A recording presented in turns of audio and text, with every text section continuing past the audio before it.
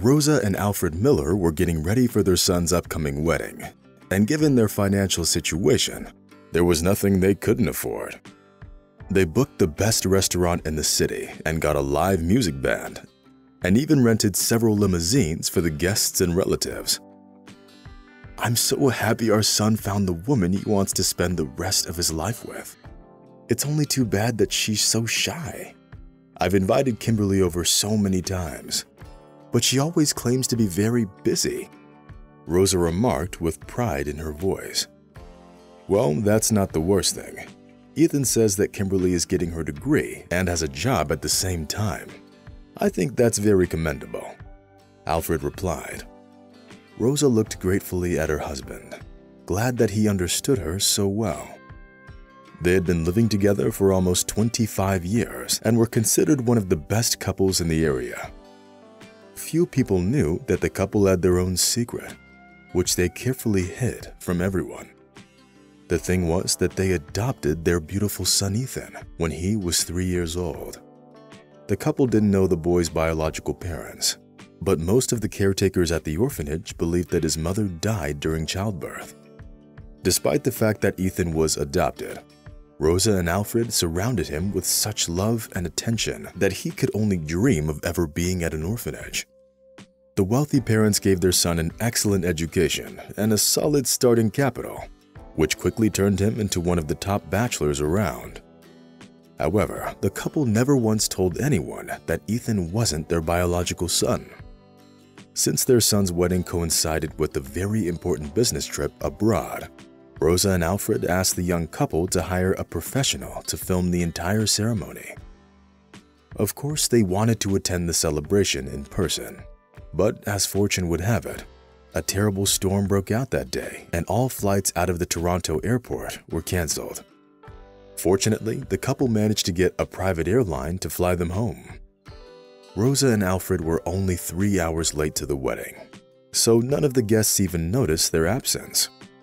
"Well, our son is really an adult now, and look at how beautiful Kimberly is," Rosa noted with a smile.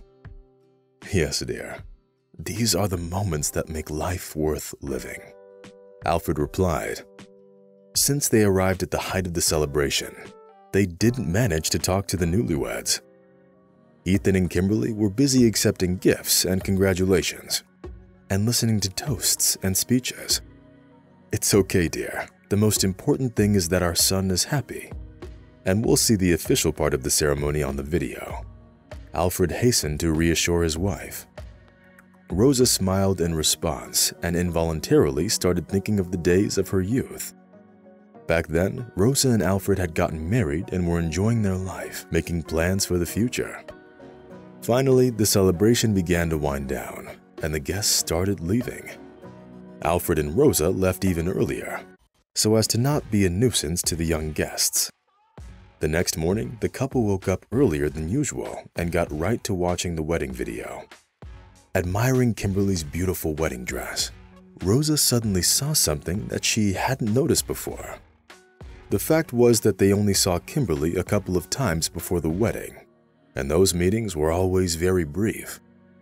And now, looking more closely, Rosa saw a large mole behind her daughter-in-law's left ear.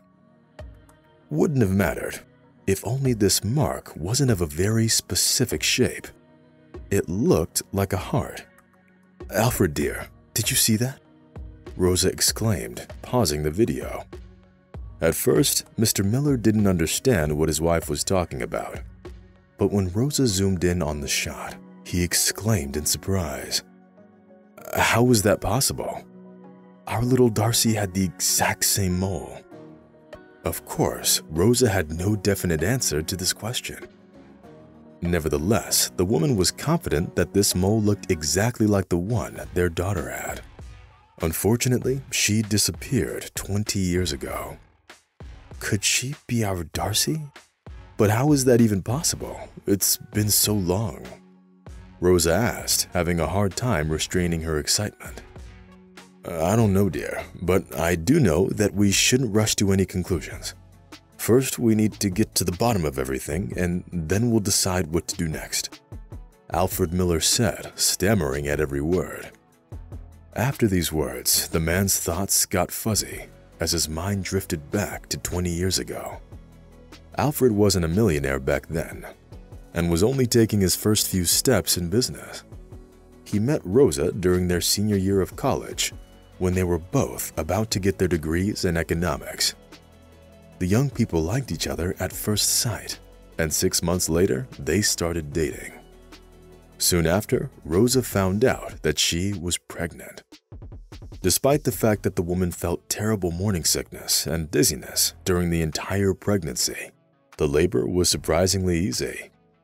Upon learning of the birth of his daughter, Alfred was beyond happy. The man loved children very much, and deep down, he had long dreamed of becoming a father. Unfortunately, Darcy was a very high-maintenance child who demanded her parents' undivided attention. When Rosa needed to calm the baby down, she would take her to the park for several hours, where the baby could breathe some fresh air and get a change of scenery. One day, Darcy fell asleep in her stroller on one of their walks.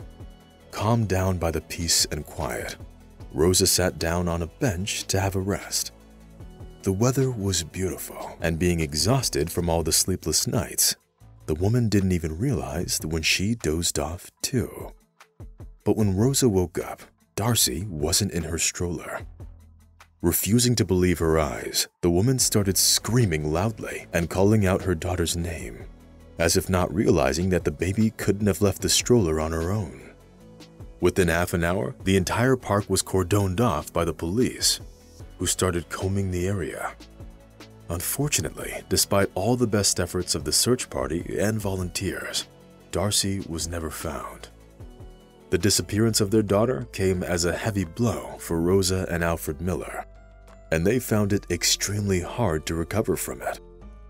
The couple made every last effort to find Darcy, but it was all in vain. The search lasted 3 years, but unfortunately, it was still unsuccessful.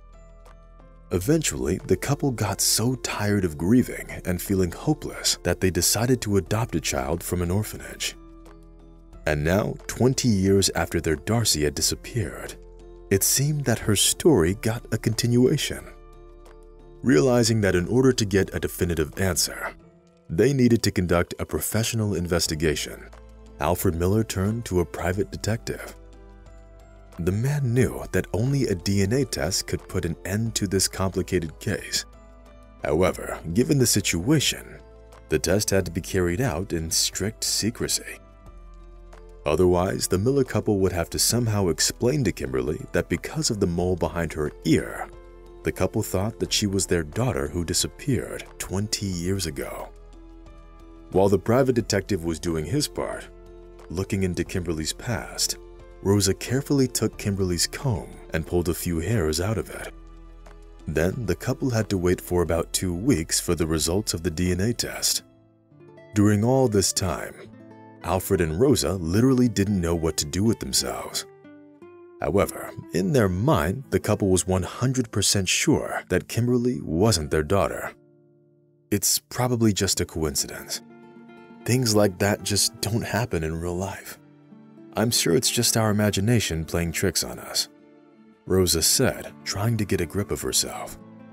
But when the couple saw the results of the test, their surprise knew no bounds.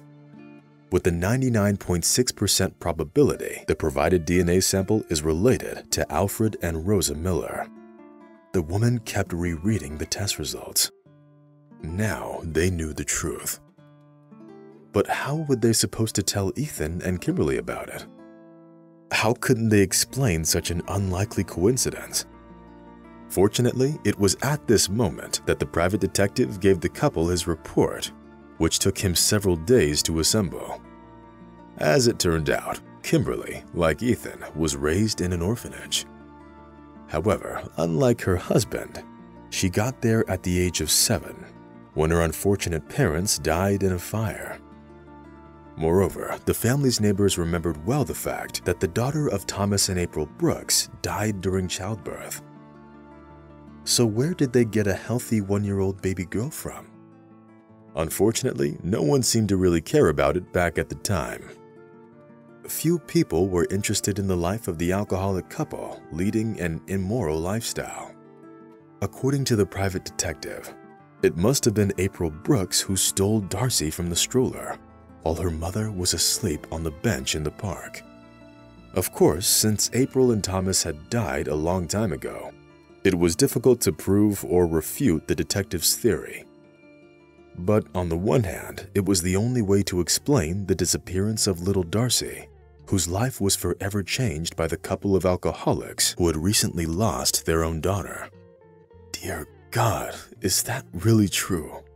What are we supposed to tell our son now? Rosa exclaimed with tears in her eyes. I think that we should tell Ethan and Kimberly the truth. It will be better for everyone, Alfred answered, overcoming his internal doubts. The next morning, the couple invited the newlyweds to come over and told them everything as it was. Of course, the story told by the elderly couple seemed completely unrealistic and illogical at first. But then, when Ethan saw the results of the DNA test, he realized everything his parents had just told them was actually true. Upon learning of the unexpected kinship, Kimberly couldn't hold back her tears.